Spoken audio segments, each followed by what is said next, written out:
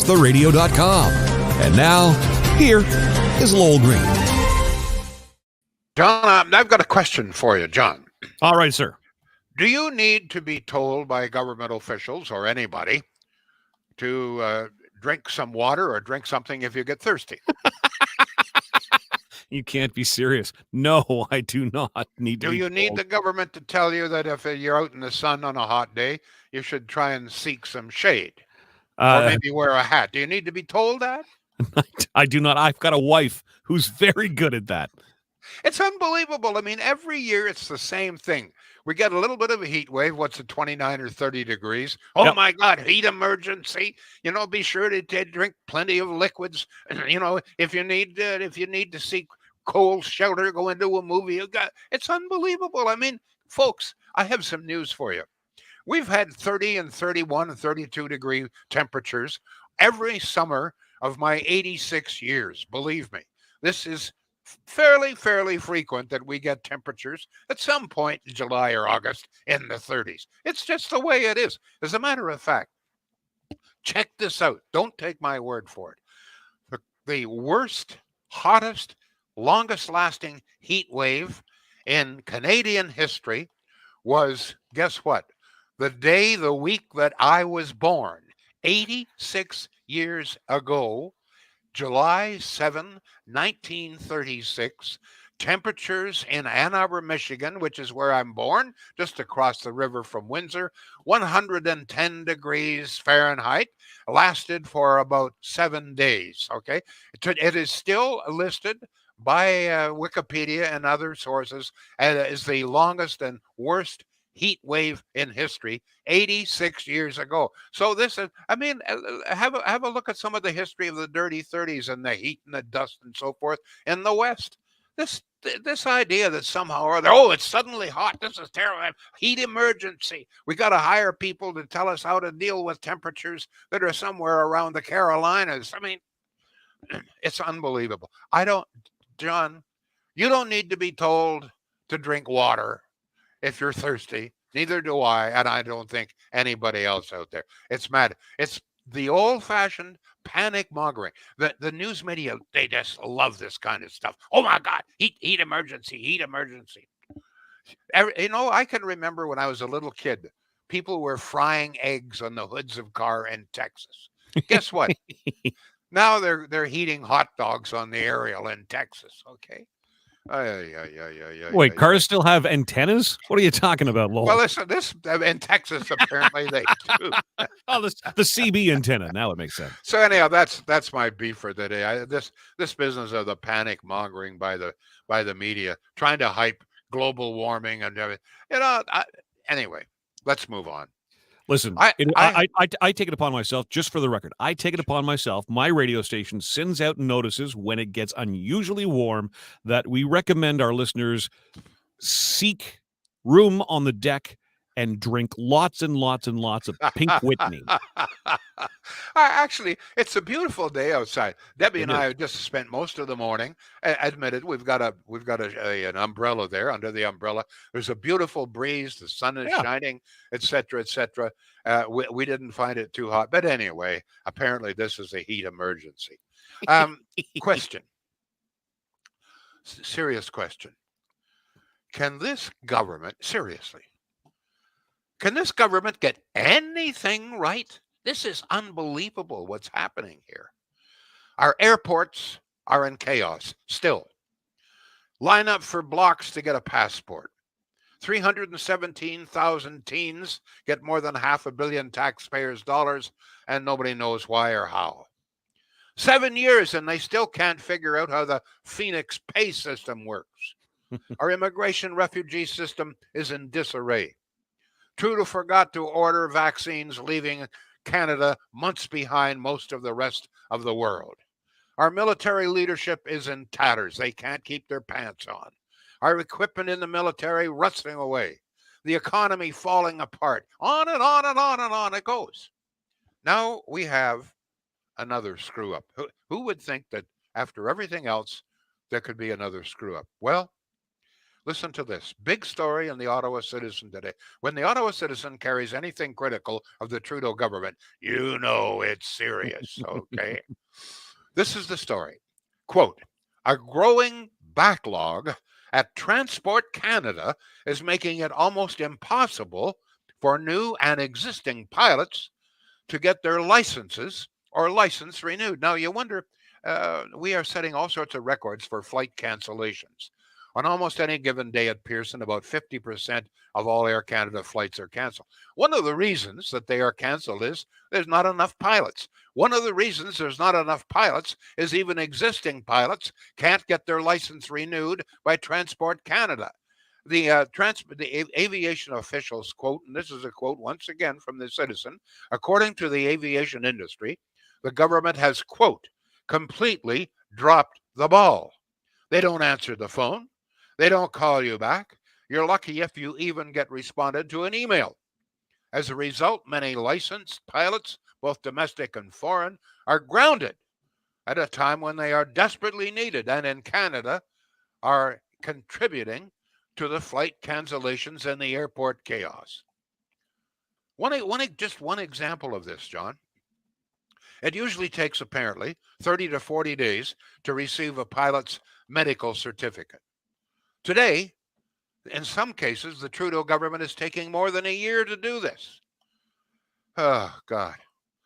Sounds a little bit like your insurance company, John. You saw that, did you? Hey, dealing with the government and your insurance company, they must be in cohorts here. My insurance company must have been at some of these round tables, instructing the government on how to do that. 8 weeks since the storm, Lowell. 8 weeks.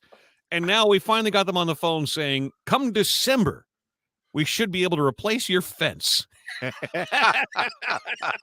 Well, good luck in December doing that. Oh, God. Oh, it's unbelievable. Actually,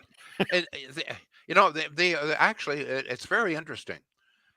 Even the former clerk of the Privy Council, who's about as independent as you can get, this is Kevin Lynch, has almost a full page in the Ottawa Citizen today, essentially outlining the terrible mess that this government has gotten us into.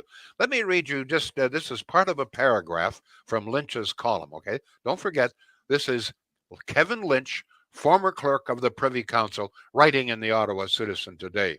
Quote, what do the provision of passports, airport security, screening immigration, processing and dealing with refugee claims, military procurement, public service payroll systems, keeping order in the nation's capital, handling harassment in the military, and enforcing money laundering, what do all of those things have in common?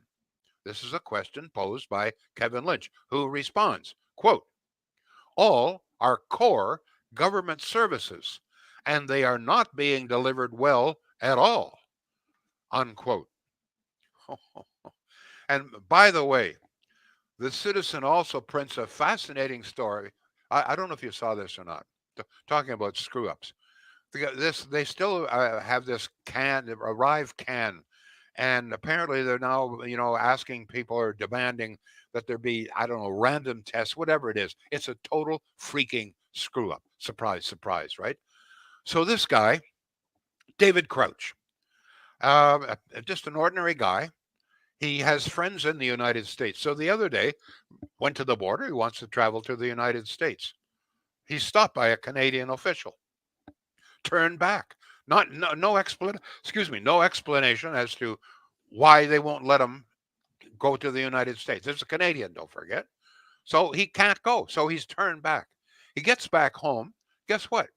He gets an email from this Arrive Canada site saying that you must quarantine yourself for 2 weeks. You got to stay in your home.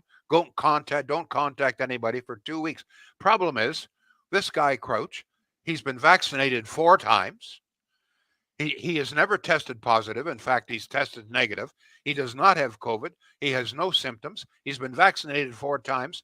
But Arrive Canada says you gotta quarantine for 4 weeks. Just typical of the kind of absolute, total, utter screw-ups. And just to be clear, you said he didn't make it across the border. They turned him back. That's right. So why the hell would he have to quarantine? Because that's the question. Somehow or other, they've got them confused with somebody else, I guess. Good gravy. Oh yeah, beautiful, beautiful, right? It it begs the question, though. Okay, um, I mean, is there anything that and this is serious stuff. I mean, these are core government services. You realize that Trudeau was elected prime minister November 2015. That's almost 7 years ago. In 7 years, they still haven't been able to figure out the Phoenix pay system. And this, don't kid yourself, this is costing us lots of money. Can you imagine the millions, probably tens of millions of dollars we have now spent of taxpayers' money trying to get this thing straightened out? 7 years and they can't do it. A pay system, just as one typical example. So let me ask viewers, listeners, can you think of a single thing that this government has ever done right? Now, some of you will say, well, the introduction of legalizing marijuana. Except there was a big screw up with that at first. I don't know if you remember or not. It's a big screw up. Do you remember the delay in getting vaccines here? He wanted China to start manufacturing vaccine at a plant in Montreal. China at the last minute backed out. As a consequence, we were about 4 months late, and all kinds of people died because we didn't have vaccines available when almost every other Western country had them and had had them for months. It's just one disaster after another. Core government services in chaos. I must tell you, I have been in the broadcast industry, a journalist, since the days of Lester Pearson. That's a few. I've gone through all of those prime ministers. Mm. Every government that we've ever had has made some mistakes, no question about it, including mistakes by the Stephen Harper government and every other one. Okay, no question about it. But I'm going to be honest with you. I have never, ever seen a government that totally screws up so many things. Everything they touch turns to crap. I can't think of a single exception where I would say they did this well. And not only that, John, but there doesn't seem to be any concern. I mean, the aviation industry has complained to the government for months now. You've got to do something here. Pilots who are licensed and should be in the air can't get their license renewed. As a consequence, Air Canada and other airlines are canceling flights by the dozens. Same thing with passports. Now, finally, they're saying, well, we're going to fix the passport system. But a former deputy minister of the government said, hey, there's an easy way to fix this. Just take all of the existing passports, put a stamp on them saying extended until whatever date, and get rid of the backlog. They can't even figure that out. So, and I guess one of the other questions I've got, John, and I guess I've asked this in many different ways, but I don't understand how a government that has stumbled and bumbled, to say nothing of that, I mean, forget the scandals, forget the blackface and the Jody Wilson-Raybould and the WE scandals, forget all of that. Just the screw-ups, the chaos, the Phoenix Pace, the whole thing, airports, passports. How can 30% of this population still think this government deserves to be reelected? I don't understand it. What has he ever done? What has this government ever done, or any member of it, to deserve reelection? If anybody can give me an answer to that, I'd love to hear from you. John, what have we got? Any response so far? All right, first off, how to get in touch with the show. If you're listening, here's the number, 613-413-2217. You can call the show. You can text the show. We stream this live on Facebook, either The Lowell Green, Milkman Show, or Blast the Radio. We stream it on Twitch and YouTube as well. All of your show links are at lowellgreen.com. If you just type that in, it'll take you right to the show page. All right, here we go. To YouTube, Boo Boo just in moments ago. He says, Trudeau legalized marijuana so he wouldn't get busted when caught with it. Look at how Trudeau has acted up until now. To answer your question, Eileen says he hasn't done a thing for Canada, but I can give you a list of stupid mistakes, some very serious. Yeah, these are we're talking core government services. I don't know if you're aware of this or not, but the Immigration Department has a backlog now of well over 1 million people trying to get, and they can't handle it. Refugee system, ditto. We still have dozens, if not hundreds, of people entering this country illegally every single day. Roxham Road in Quebec. No attempt made to stop that. So let me give you an example. Here is this poor guy, Crouch, totally innocent guy. 4 vaccinations, got all his boosters and everything else, tested negative to COVID, no COVID signs.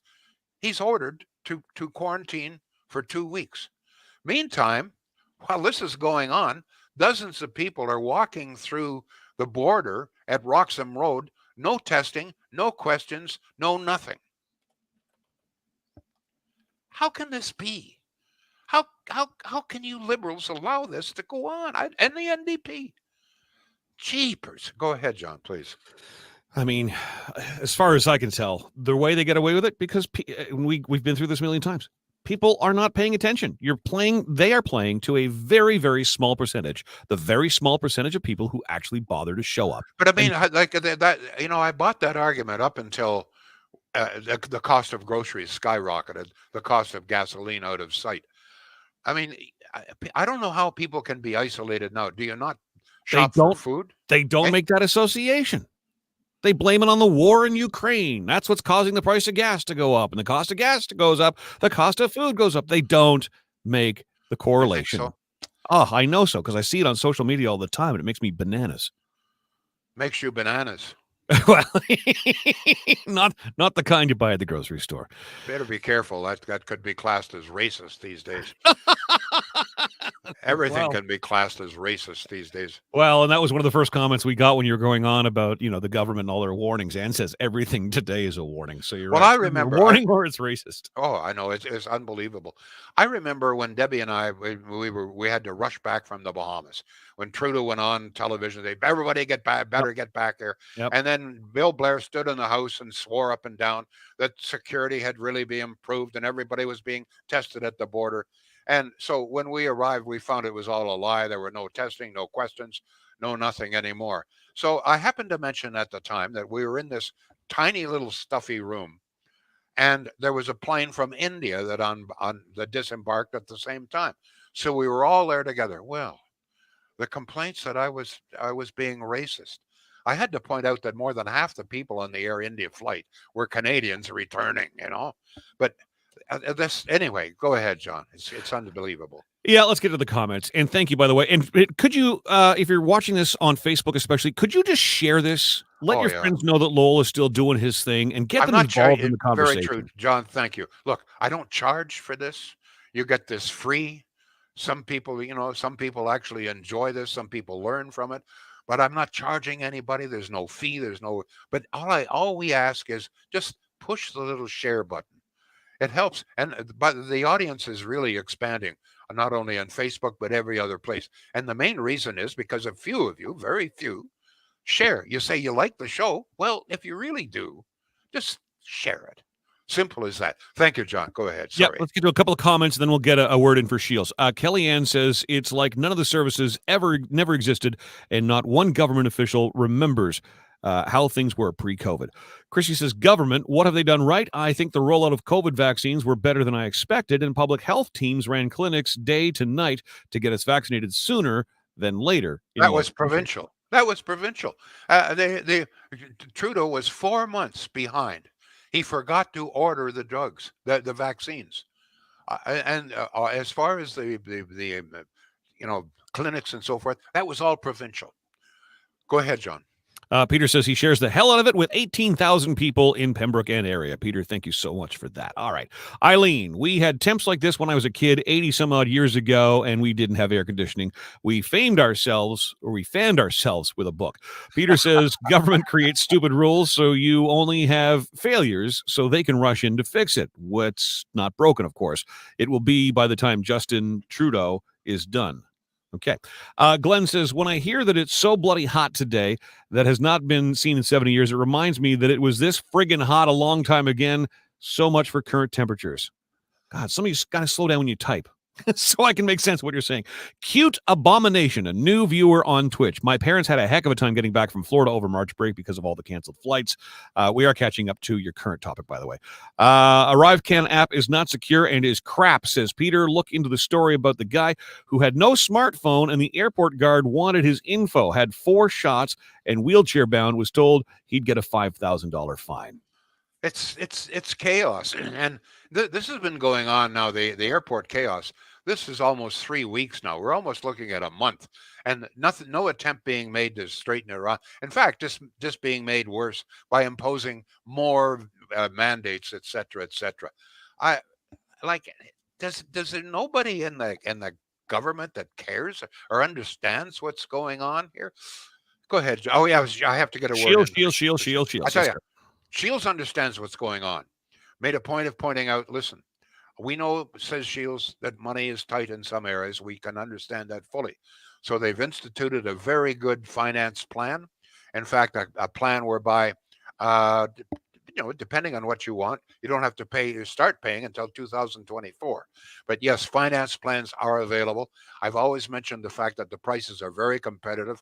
They shop the market. They understand what the big box stores are charging. They realize they're in competition, so they make sure that they either match or in some cases actually beat those prices. The delivery, according to Mark Shield, who just contacted me a couple of days ago, about 90% of anything you could possibly want is either in the warehouse, ready for delivery immediately, or would be available within 2 weeks' time. Shields.ca. Don't forget, also, they've now been approved as a Sony dealership. Thank you all. Go ahead, John. That's what impresses me is the fact that they've got it and can get it to you ASAP. I've seen people waiting months and months and months for like a dishwasher. Ridiculous. All right, back to the comments. Here's a text at 613-413-2217. This person says Stephen Gilbo has announced yesterday a cap on Canadian oil production in order to reduce emissions. Yeah, this is madness. They're legislating a minimum of I forget the dates now. 30% of all cars got to be electric within the next 3 or 4 years. Then all within a number of years. But we barely have enough electricity to service what we have now, and the good bulk of it comes from natural gas. And they want to cut down. While the rest of the world is crying out for more fuel, natural gas, et cetera, et cetera. We're going to shut down our industry, or certainly back it off. It's a kind of madness that's settled over here. Go ahead, John. I can feel Patricia shaking her head as she types this. She says the security at the borders are working as IT customer support for the ArriveCan app. There you go. Let's go to Kathy, Liberal member Algebra. Did I say that right? I think so, close to it. I thought she said algebra. Liberal member Algebra said he has done all he can to fix the airport mess, that there is nothing more he can do. Well, at first, this is the guy who first blamed it on people who said, well, people forgot how to get through customs. They forgot, so he blamed it on the victims. Then he backed off on that a little bit, and he's done bugger all since. And as I say, they've even introduced new legislation to make it even worse. This, folks, among other things, this affects industry. It affects incomes. It's not just a matter of inconvenience. This affects the travel industry. This is a major industry in this country, particularly at this time of year, and they're just screwing it up. With the licensing of pilots that you began talking about in the show, does that affect commercial, not commercial airlines, but airlines that specialize in the delivery of goods? I would have been pilots, period. Or cargo, that's what I'm looking for. Cargo. Sure, cargo, yeah, of course. Pilots get jobs wherever they can. Sure. The more experienced ones, of course, are in large passenger planes, et cetera, et cetera. But these are not, by the way, it's not just Canadian pilots, but apparently a number of foreign pilots are trained here as well. They get trained, they're already, and in many cases, they're already licensed, but they have to, I guess, I don't know, every year or 2 or year, whatever, they have to renew the license, another medical test, et cetera. And then they can't get their license renewed. They can't get a medical test back for a year. So, when does it end? Go ahead, John.